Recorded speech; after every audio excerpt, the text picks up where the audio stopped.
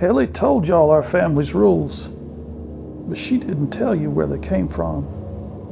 I learned them the hard way, in a place they call the Bennington Triangle. Some folks call it the zone of death. I just call it the place that took my friends. I was 16 that summer. Thought I knew the woods better than anybody. My friends Pauline and Arnetta were with me. They knew the trails, but not the truths that walked beside them, not the rules. I was so sure my knowledge would protect us. I was wrong. That morning, I packed what my grandma told me to bring: a compass, a map, food for a week, a tent, water, clothes, and a warm sleeping bag. But more important were the things that Pauline laughed at: a pouch of salt to circle our camp with, ash to keep away the barefooted ones that stalked the trees after sunset, a red string tied around my waist to confuse the triangle's pull, iron filings to weigh down the soul where the veil wears thin. Donetta agreed to carry a pouch just like mine. I tied a red string round her waist too. But Pauline, she just rolled her eyes. She said it was woo-woo crap. That arrogance cost her. Our hike that day started out peaceful. Birds singing, wind playing in the leaves, sunlight dancing along the path like it was leading us on. Then it changed. The light dimmed. No clouds in the sky, but the woods got darker somehow. A cold mist bled across the trail ahead of us. And then the sound just died. No birds, no wind, no insects, no nothing. My stomach dropped.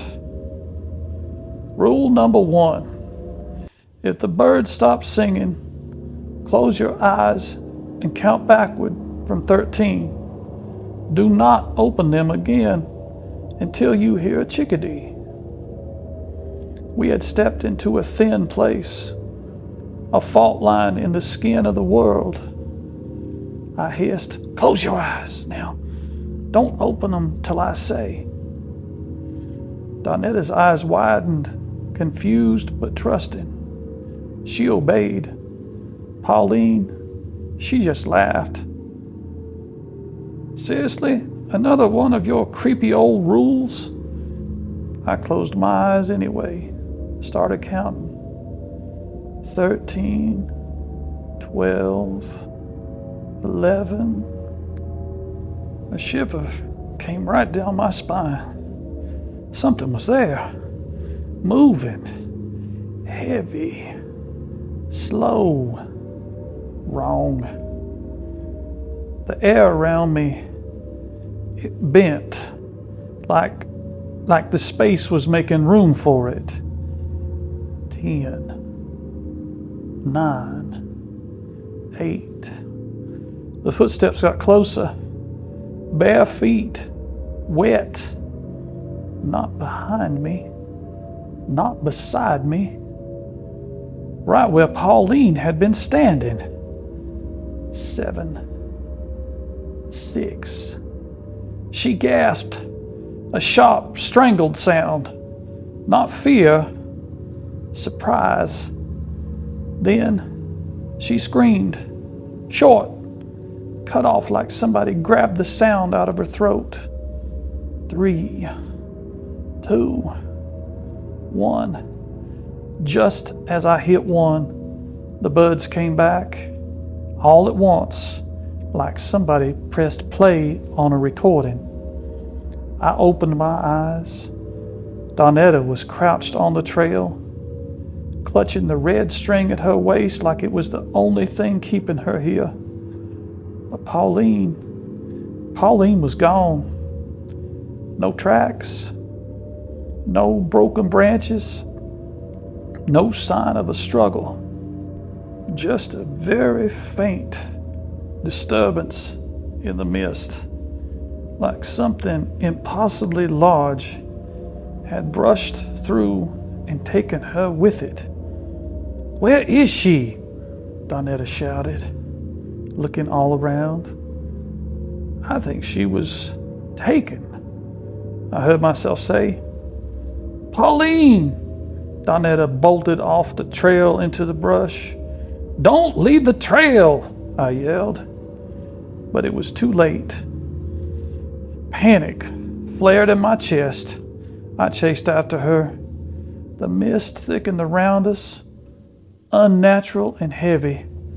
The world turned into a blur of ghost gray fog and shadowy trees. Roots grabbed at my ankles. Branches clawed at my arms. Everything smelled damp and old, like soil that hadn't been disturbed in centuries. By the time we stumbled to a stop, the sun was bleeding out behind the trees. The trail was gone. "We're not finding her in the dark," I said, forcing my voice to sound steady. "We'll camp here. First light, we try to find the trail and get help." Donetta nodded, eyes hollow, shock settling in. She didn't argue with me. We pitched our tent in complete silence. I laid a heavy ring of salt around our camp, whispering the old words my grandma taught me. Not prayers, more like warnings, barriers, a fence made of stories and belief. Donetta wandered off to relieve herself. I waited, glancing at the darkening trees. Every shape seemed to breathe, to shift, and to watch. That's when I heard the whistle. Sharp, piercing, and not far off. "Hey, Geraldine, where are you? I can't see you." Donetta's voice rang out, sounding panicked. "Follow my voice," I called, stepping just outside the salt ring without thinking. I cupped my hands, let out a sharp whistle back to her. The sound hadn't even finished leaving my lips when my blood ran cold. From the trees to my left came a low, guttural growl, deep enough that I felt it vibrate in my bones. Just then, the forest went still. Even the fire seemed to lean in the opposite direction. Rule number 2, never whistle after dark. It summons it. Just then, Donetta stumbled out of the dark, crashing into me, breathless. "Thank God," she gasped. "Quiet," I whispered. "Inside the circle, now." We scrambled back over the salt. It was too late. The growl, it grew louder, closer, and heavier. Then I saw them. 2 red eyes hovering above the forest floor, higher than any normal animal's eyes should be. Them eyes blinked once, then they moved toward us. Twigs popped, branches snapped under its weight. Whatever it was, it knew exactly where we were. It stepped into the edge of the firelight. At first, it looked like a dog, but it was wrong. too tall, too long in the body, black matted fur, jaws full of uneven, jagged teeth. It moved with the patience of something that knew we had nowhere left to run. "The Hound of Glastonbury," I whispered. Grandma had told stories of it. The guardian of the triangle, the enforcer of the rules, and we had broken one. My hands were shaking as I dug through my pack, trying to remember every scrap of folklore I'd ever heard. Rules tied to the hound. If you call it, you pay it. The only thing that I had that might count as payment was jerky. I flung a piece past the salt ring. It snatched it up with unnatural speed, fangs flashing in the firelight. But it didn't retreat. Instead, the hound kept circling, pacing us beyond the salt, watching, testing. Its growls deepened, the sound curling like a voice trying to form words in a throat that was not made to speak words. We stayed awake all night, backs pressed against each other, eyes burning, fire never allowed to die, salt circle unbroken. Them eyes did not leave until dawn. We waited until the sun was high enough in the sky to burn away the fog. Even then, our hands were trembling as we smothered out the fire. Every rustle in the woods made us jump. Every twig snap sent a pulse of panic right through us. The whole way out, we didn't speak. We just moved. Quick, focused. My compass spun more than just once. The needle was twitching like it didn't know where north went anymore. But eventually, the trail appeared ahead of us, like it had been hiding from us. We didn't cry with relief, didn't shout for help. We just walked faster because we knew better. Voices in the triangle don't always come from the things that you think they come from. It was mid-afternoon when we heard it. A whisper, soft and deliberate, sliding between the trees like smoke. "Donetta! Geraldine!" We froze. It sounded exactly like her. "Pauline!" Donetta called. "Pauline, is that you?" "Donetta!" The voice came again. Closer now, from right behind us. From the corner of my eye, I saw it. Tall, impossibly tall. Limbs bent like branches, antlers like rotten wood shooting out from its head. Its face was a void, blacker than shadow, hungrier than silence. It was not Pauline. It was the Watcher. Rule number 3. Don't look up when the wind whispers your name from behind a tree or in the mist. He is watching. At that moment, I grabbed Donetta's arm and I screamed, "Run!"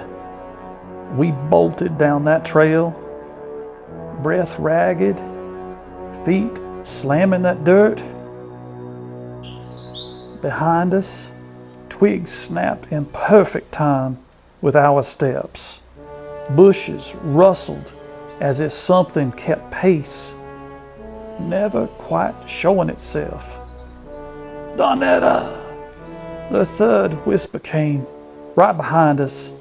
I turned just for a second. Donetta was gone. There had been no scream, no scramble, no flailing hands. She was just gone. Only the trail ahead of me and the wind in the trees remained. I didn't stop, didn't call her name, didn't look back. I knew what came next. Grandma's last resort rule. If it's chosen you but hasn't reached you yet, burn what's marked your path. Confuse it. Hide from it. I burned my boots and left them at a fork in the trail, a decoy scent. I ran until my legs gave completely out, crawled under a tangle of roots, smeared myself with wet, cold mud to mask my skin, my sweat. It watched me. I could feel it. I didn't look, not once.